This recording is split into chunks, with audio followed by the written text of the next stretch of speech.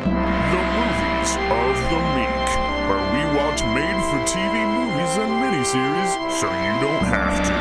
From Gia to Xenon, Hysteria to Sybil, welcome to Movies of the Meek.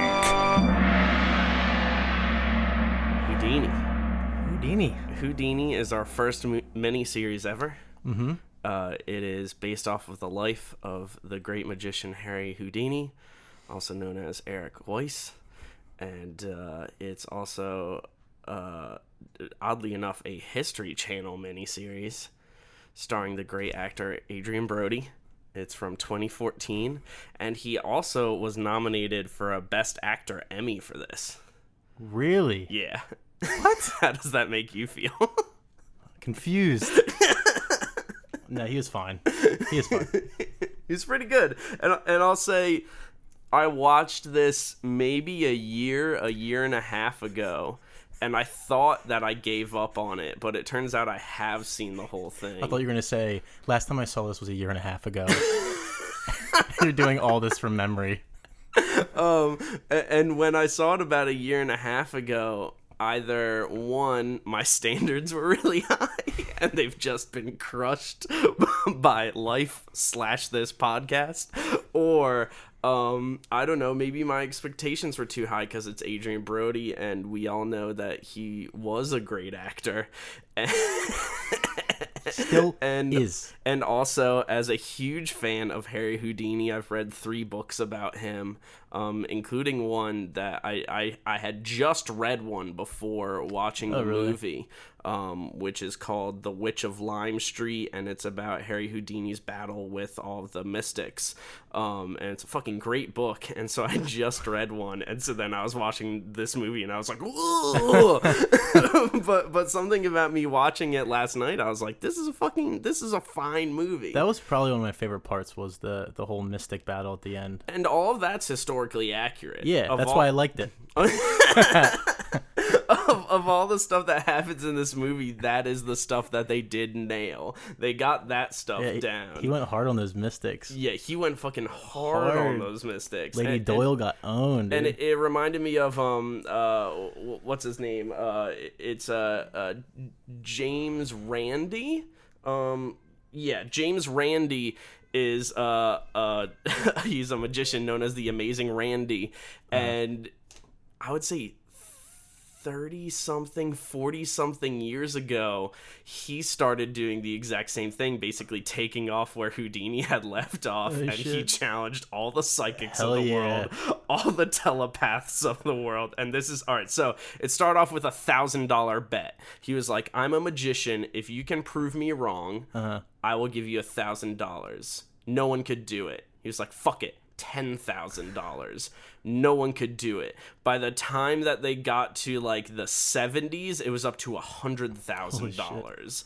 Then in the 90s, it was at $1 million. Okay.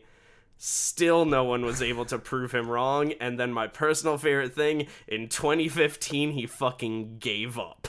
Okay, and that's after proving wrong that, like, crystals mean fucking nothing, every version of, like, people contacting your dead family, all of that's just lies. Like, that's after all of this shit he proved wrong. In 2015 he fucking gave up. He was like, I've a fucking $1 million to give a psychic. If someone can prove to me that magic is real in the world, I'll give them $1 million, and he gave up. Are you saying that the Long Island medium's a fake? I'm telling you that the Long Island medium is a fake. He proved wrong, like, Christian televangelists that, like, said they could cure cancer and said that they had the ability to talk to God, and he was the one that figured out they just had a fucking earpiece and were just hearing things from their wife. That's awesome. What a good man. You know, but that's the same thing. He was inspired by Houdini to go and do that because Houdini, for a large portion of his life, did want to talk to his mother that died. Yeah. You know, and that's one of the things that I do wish that they had kind of introduced earlier on in this movie is the fact that he did perform seances and he did perform those kind of mysticism acts with his wife. He wanted to believe. Like he wanted to talk to his mother. Like he really wanted it to work. He really did want it to work. But the fact that they were all fakes just angered him. Yeah. And that's why he went out of control. Yeah. But you're right. They didn't start talking about that until the second half. The middle of the second half. Yeah. Yeah. Yeah, it was pretty late in there. And the weirdest part is that they throw in there like, earlier on in our careers we did this too. And it's like, why didn't you show that earlier on at the beginning of the movie when it was earlier on? He marries his wife on the first date. Like they get engaged on the first fucking date, which is fucking mind blowing. I loved that. I was like, God damn. It moved really quick. The first 30-40 minutes moved pretty quick, I thought. Yeah. Like a lot of things happened. Yeah. We get his whole origin story.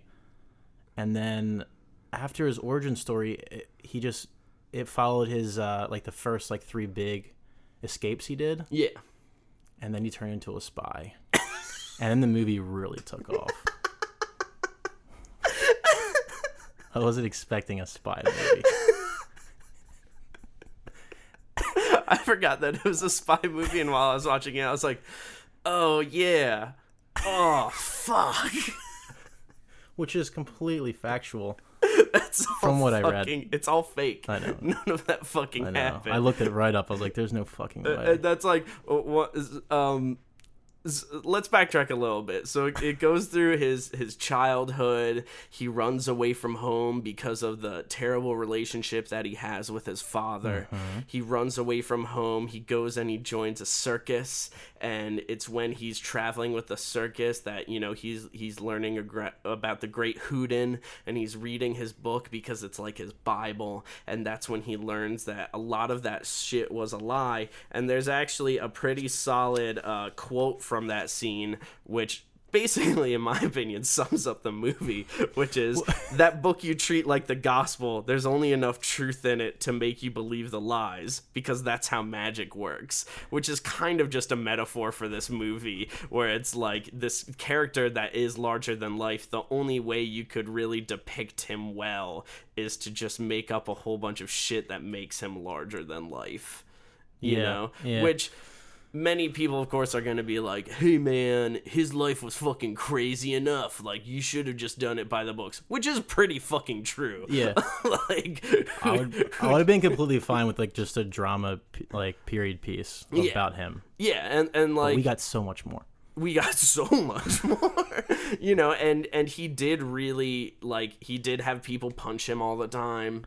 That was one of my notes. I was like, does he, instead of saying bye to people, does he say, do you want to punch me in the stomach as hard as you can? I mean, that was, you know, that was one of the things to just kind of like make him appear like a larger than life persona, is that it was like, no matter who it is, they can't take me down. And everyone was like, holy shit, like, he's right. I punched him in the guts and fucking nothing happened. They reference punch to the guts 11 times in this film. So my tally is 40. And that is, I wrote down every time it was a metaphorical reference, it was a Adrian Brody narrating a reference, an actual punch to the gut. 40 times. Because there's a couple of times when things happen. So things happen in the movie, you know, heartbreaking things, and instead of showing the character upset, they cut to a what I can describe as a CSI type X-ray vision of his abdomen muscles getting punched. A few of those scenes, there's like multiple punches. Yeah. It kind of. Have you ever played Mortal Kombat? Yeah. Like the last one. Yeah. They have that X-ray vision where you can see the bone. That's what this movie was. It was like a mix between like a typical drama period piece and Mortal Kombat, the video game. It's like a punch to the gut. Yeah. He and you know, his the best is that they start that shit when he's a child immediately, because it's like, well, my father looked at me that way, it was like a punch to the gut. It's like, really, we're starting off like this right now? Okay, that's fine. It's foreshadowing, Max. I know it's foreshadowing, a lot of foreshadowing, but there's so much foreshadowing. So he continues progressing as a magician, and then he decides to start doing his little circus acts. And then when he's doing that, that's when he meets the love of his life, Bess, aka the girl from Cabin in the Woods. who is a terrible actress. House of Cards. I honestly felt like this entire movie, the director was just like emote with your mouth. Just like a whole bunch of emotion. Just like all of it should just be right in that. That's like where those it usually lips is. and jaw, and just be like, just gape your mouth open as much as you possibly can. Just like when Houdini says something, you just be like, bleh. Just like stretch your mouth open in sadness and disgust. And she was like, oh, I can do that. I can do that real well.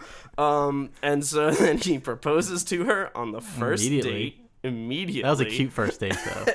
And then my favorite is that on their wedding night, when they cut to the bedroom, he says, "That's swell."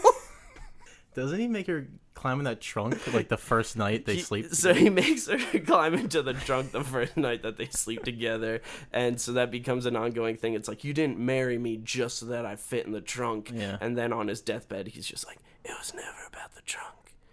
It was always about you. The marijuana cigarettes. It was always about the marijuana. Every time you smoke one, it's like a punch to the gut. I really enjoyed CGI New York. Oh my god. It was like a really bad Boardwalk Empire. It looked fucking terrible. He begins like touring around, and he's trying to like elevate his tricks, and he's trying to come up with new things to do. He does his handcuff escape from the jail. That of course was quote unquote inspired by when he and his wife were touring around, and they were in a brothel, and a real policeman gives him his handcuffs, and he's like, oh, I don't know if I can do this, and then he's like, oh yeah, I can, because I'm a fucking badass. And then he gets out of the handcuffs, and then he was like, I need to do more escape tricks. This is the inspiration for my life. And so he goes into a magic shop, and he meets good old Jim.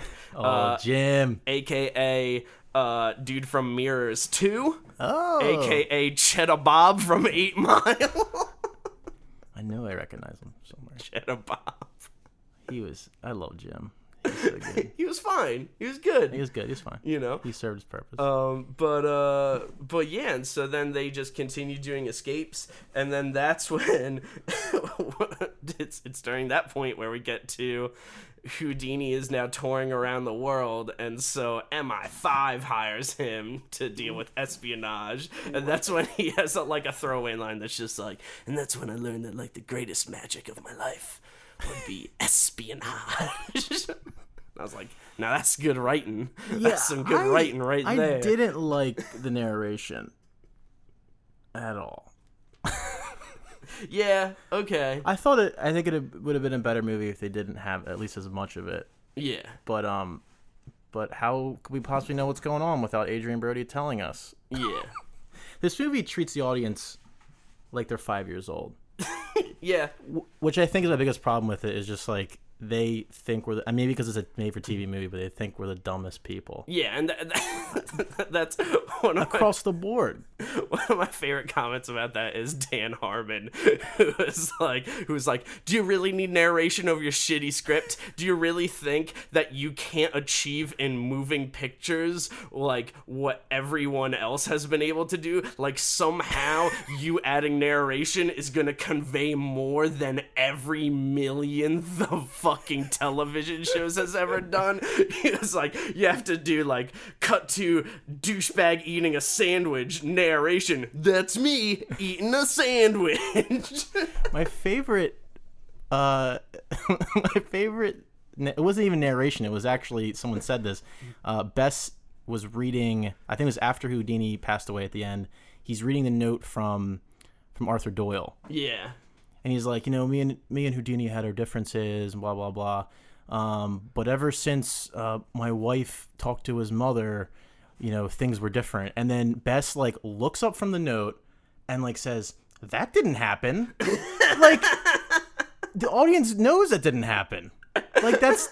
You don't have to say that. Why was it written into the script? What the fuck? That was at the very end. I was like, are you fucking kidding me? That was also... 30 seconds left. It pissed me the fuck off, too, because of the fact that, at the very end of the movie, it's like, Houdini died, best lived for like another like 12 or however many years. Yeah. And it was like, and they never communicated again. And it's like, why the fuck would Bess be trying to contact him when he spent the later half of his life proving that isn't fucking possible? They showed her at a seance. Yeah. That was, I don't know, what was it trying to say? Like, yeah, by the way, mystics are bullshit, or the History Channel, like, yeah, it's the truth. I don't fucking know. Yeah. It was just bizarre, but we're getting way ahead of ourselves. At the very end of the movie. So he becomes a spy for MI5. Yeah. Which that didn't happen. No. In real life. No, it did not. But it was a fun little chapter of this movie.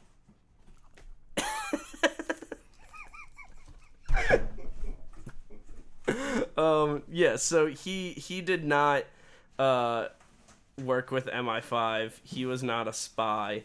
A large amount of the touring the world that he did, none of that actually coincides with any of the things that happened in this movie. So, for example, when Houdini was a spy and he tours Russia, he actually was there in 1903, and in the movie he meets Rasputin, which, I mean, is great. Like, Rasputin's a cool-ass fucking dude. History Channel should make a movie about Rasputin. Maybe they have by now. But Rasputin's fucking awesome. Rasputin didn't show up there until 1905. Yeah, so like 2 years late to that. Never met. Yeah. Ever. He didn't punch Houdini in the gut. He did not punch Houdini in the gut. And so it's one of those things where it's just making up a bunch of stuff just to show how ridiculous and magical Houdini is. They didn't need to do that because his life was pretty dope. Yeah. He did a lot of cool things. Yeah. Like all of his fucking stunts. It would be like if 100 years from now, someone made a Chris Angel movie. Oh, God. And in the Chris Angel movie, they were just like, remember that time when Chris Angel was working with the FBI and they actually, like, put Chris Angel inside of Barack Obama so that he could go to another country and he did espionage as Barack Obama? And everyone would be like, that didn't fucking happen. Yo, I really want to see a Chris Angel biopic. Yeah, I also want to see a Chris Angel biopic.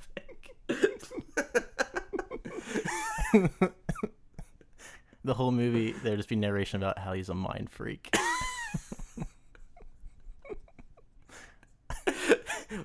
Dear History Channel, please contact Chris Angel right now and get him to start narrating his life. I feel like the soundtrack they used for Houdini would fit very well with a Chris Angel biopic. Oh yeah, it would be so good.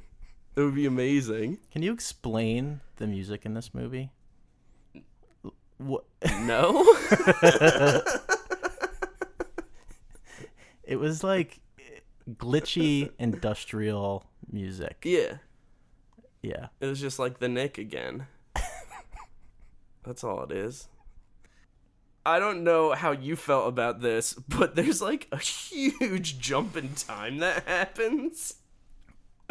Where all of a sudden, Bess, Jib, and Houdini all have prosthetic makeup on. Oh, yeah. Like, all of a sudden, it's like, and now he has gray hair, and now he has a sacking face, and now he's tied to the front of a cannon. And I was just like, oh, did 20 years pass? Well, yeah, I think that started, he started confronting mystics, and then it jumps 20 years. Yeah. And he's still doing it. Yeah. Like, I guess that's all he did in his later life was... Yeah.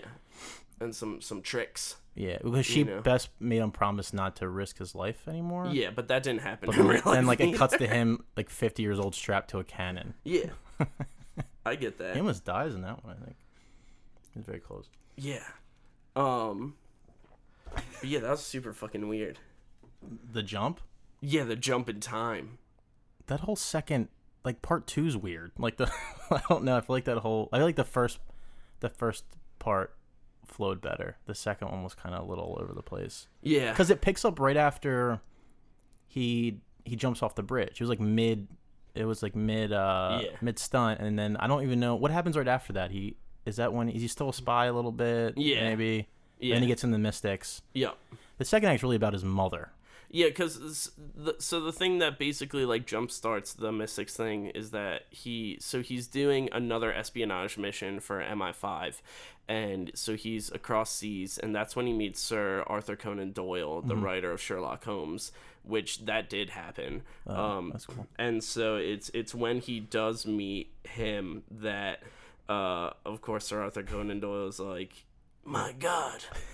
My only conclusion through deduction and reasoning is that you have mystical powers. And fucking Houdini's like, you dumb bitch.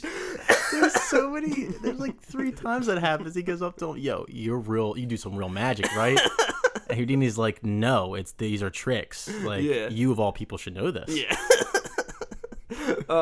But yeah, and so it's during that where, you know, he meets Sir Arthur Conan Doyle, and then that's when their relationship kind of begins, and then his mother dies, and when his mother dies, that's when he decides to start going and looking for guidance through mystics, and of course doesn't find any because they're not real, and he gets super fucking bummed out. And that's when Sir Arthur Conan Doyle ends up seeing him again, and he's like, well, my wife is real good at this. And then that's, of course, proven wrong, that she's a phony, just like all the rest of them. And that's when he really starts going on a tirade. And he meets that woman, Marjorie, right? Correct? Marjorie? Yes. So Marjorie, that mystic. That's the Witch of Lime Street, and that's who the book's about. Okay. She did try and sexually advance him. That was not at his hotel, though. That was Houdini went to go take a nap, and he took a nap in, like, her son's room. And that's when she went and, like, made sexual advances towards him. This is, of course, not in the film, but, you know. But, yeah, and yeah, he just exposed her for a phony as well, just like everyone else. Yeah. And that is what ultimately leads to his death, right? Yeah. Because fans of Mystics were pretty pissed off. Like my sister. Like your sister. Your sister killed Houdini. My sister killed Houdini, guys. she had a hand filled with crystals. She just started fucking punching him in the gut. Dude, he gets rocked by that guy. He does get rocked by that guy. Like, beaten up. They zoom in so far, and it's so intense. And then, he for dramatic effect, he isn't able to perform his last show. That's not true. He was able to perform. He finished his it. Last show. Did he pass out on stage though? Is that true? No. Oh really? Yeah, he performed one final show, and then he was like, yeah, I'm fucking done. Take me to the fucking hospital. And they were like, oh shit, like, you're fucking dying. Yeah, there was some weird stuff at the end, like they were implying that he was cursed, right? Yeah. Because that was right the after, Witch of Lime Street. Yeah, so she curses him. Yeah. And his next big stunt, he like fractures his ankle. Yeah. And then immediately gets punched to death. Yeah. Or it leads to his death. Yeah. So that happened. Yeah. But I don't know. I mean, what do you believe in mystics? No. Because I don't anymore after seeing this. Houdini, this was the tipping point. Houdini proved them wrong. Yeah, fucking... It was a good movie. Like, it was fine, you know? I think I'd recommend it. Yeah, I think I would too. You know? Yeah. Maybe don't watch it back to back.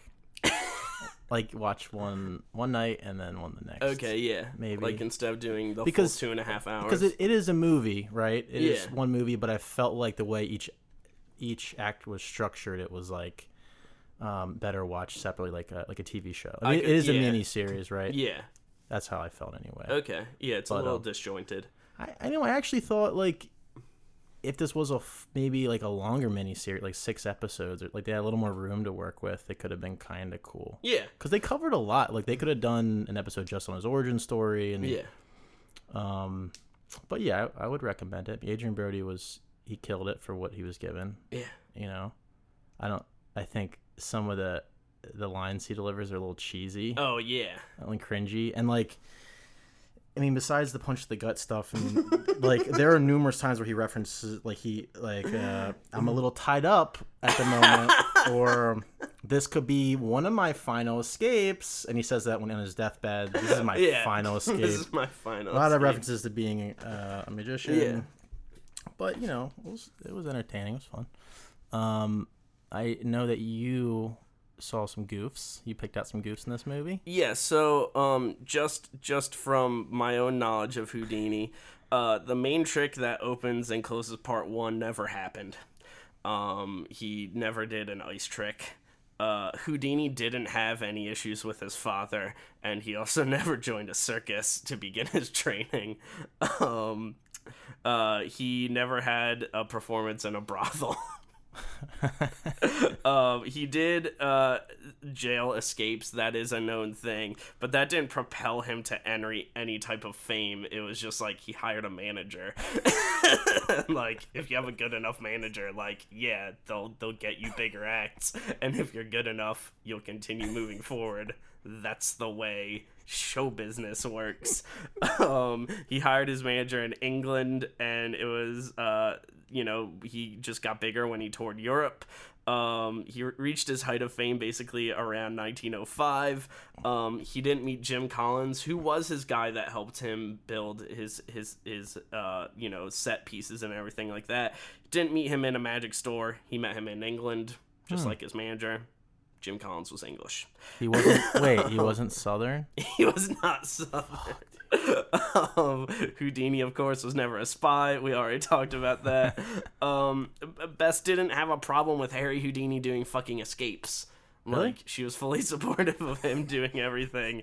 I understand how it's like a good point of contention for the film. It just didn't fucking happen. Harry Houdini also didn't have a billion affairs. This movie suggests that he fucked anything that moved anytime that Bess was being obnoxious. Like, she would be like, I can't watch you do another escape. And he's like, well, I'm gonna hang upside down. And then when he's hanging upside down, this girl's like, ooh, Harry, you look sexy. And he's like, hey, wink, I'm gonna fuck you later. And then later on he has sex with her, and I was like, that's fucking terrible. And then there's a bunch of inaccuracies in terms of like locations of the stunts, but all that information is still like it happened. It just didn't happen in the exact places. But all the stunts in the movie they happened. He did those. Yeah, other than jumping into the ice. He didn't do that? He didn't do that. That was the first thing that I said. Oh, sorry. No, you good. I'm sorry. But yeah, he did not do that. That seemed very dangerous. Yeah. The one where he's upside down was like he like dislocated his shoulder. Yeah. For that. And I read it on IMDb and Wikipedia that Adrian Brody practiced magic as a child and performed that stunt in the movie. So nice. I wonder if Adrian Brody actually dislocated his shoulder to perform that trick. He should dislocate his nose. Get a better one. It's a very large nose. He has a huge nose. That's a goof too, because he doesn't look anything like Houdini. No, especially like the build, it's shocking how different they are. I mean, he has, what is Adrian Brody, like 6'2", 6'3" or something, and Houdini was like 5'3". I thought you were gonna say he's like what, 60 pounds. Houdini was like fucking jacked. That's what I was gonna get to. Like for some reason, like I don't know, like it looks like Adrian Brody just like expanded his chest. Like he didn't actually like gain muscle mass. He just like found a way to become slightly wider. I don't know. He doesn't look impressive in any way. No. Like Houdini is a fucking ripped little dude. Yeah. You know? And they picked the largest man to play him. He had the hair down, but yeah, that's about it. Anyone can do that. And that's, one of my problems with like the casting of women in these fucking movies is that they're just like we'll just get like the hair to look similar. You don't need to fucking look historically accurate. Like fucking the Witch of Lime Street looks nothing like she does. His wife doesn't look like she does. Their hair is just accurate to like a photograph that they got Rasputin pretty good. Yeah, he was spot on. You got to. Yeah. You know? That signature looks. That nice Rasputin look, baby. I was like, who the fuck is that creepy guy in the corner? And I was like, oh, they're okay. They're in Russia. Okay. So, IMDb trivia and goofs. I'm not sure if you looked these up. I have them open right now. There's not a whole bunch of them. No, handful. There's a handful. I feel like I also just added to them by talking. We should start adding them to the page. Like if we're finding them while watching these movies, we should start adding them. Yeah. Okay. Let's get back. Yeah. Okay. Cool. Yeah. Yeah. So, Adrian Brody, this is the trivia. This was shot entirely in Budapest, which also happens to be the real birthplace of Harry Houdini. That's kind of cool, actually. That is cool. Yeah. As of September 2014, this is U.S. cable TV's most watched miniseries of 2014. That is not true. Way to be the most specific thing of all time. It came out in 2014, and as of September of 2014, it's the most watched. Fucking who cares? Yeah, and you just said this. Harry Houdini was 5'4". His actor counterpart is 6'1". And is Adrian Brody. Like the weirdest looking person. Screenwriter Nicholas Meyer adapted his screenplay from Houdini, A Mind in Chains, a psychoanalytical portrait, which is fucking, it was written by his father? So his father's a goddamn liar. Composer John Debney has been a lifelong fan of the work of Harry Houdini. Who fucking cares? Harry Houdini grew up in Appleton, Wisconsin, also mentioned in the series, and has been quoted as saying, "The greatest escape ever was getting out of there."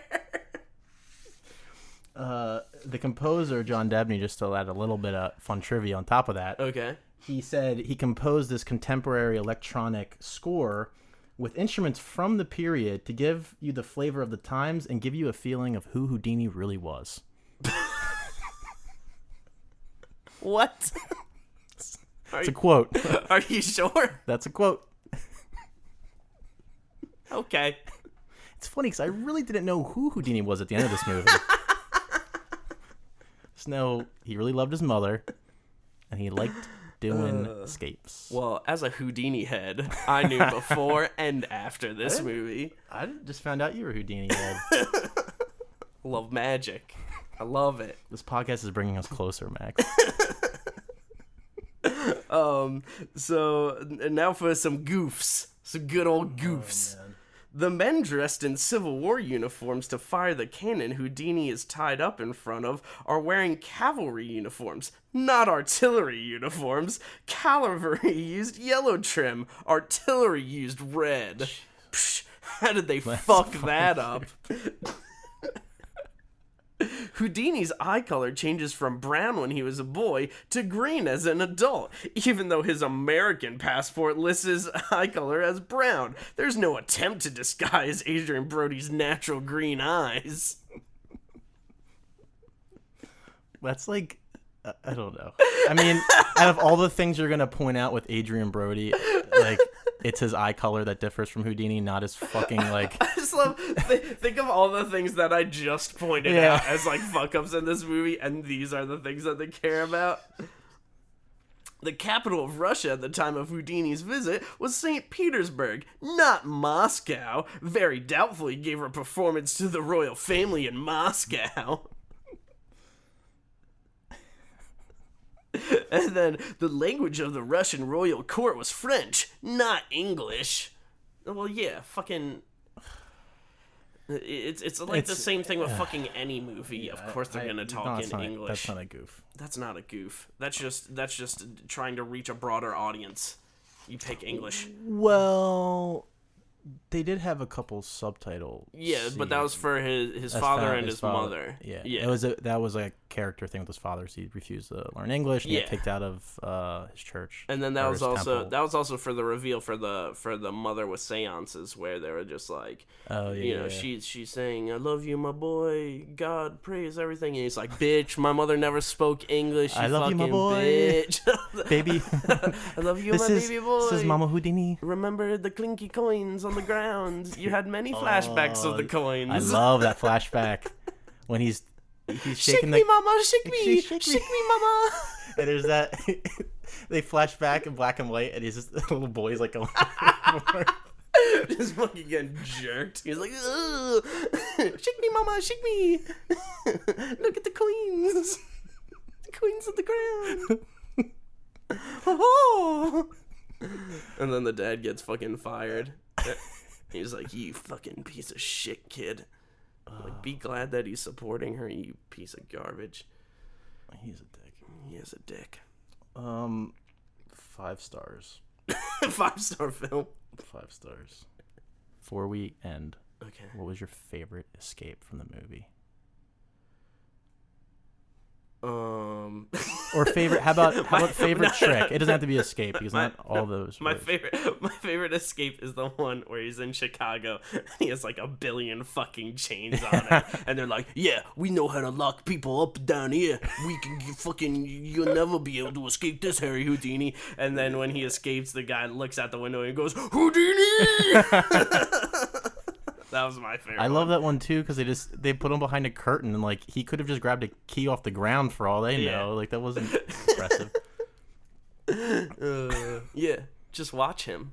Watch him do it. I like the Russian bell one. Oh yeah, that was kind of cool. I was like, that didn't happen, but that's cool. Also, they didn't hear a rifle go off and hit the bell. He had a silencer on it. Didn't you see that giant thing of cloth? This is like 1903, and he had like a burlap sack over the muzzle. Yeah. Duh. Completely silent. Completely silent. Duh.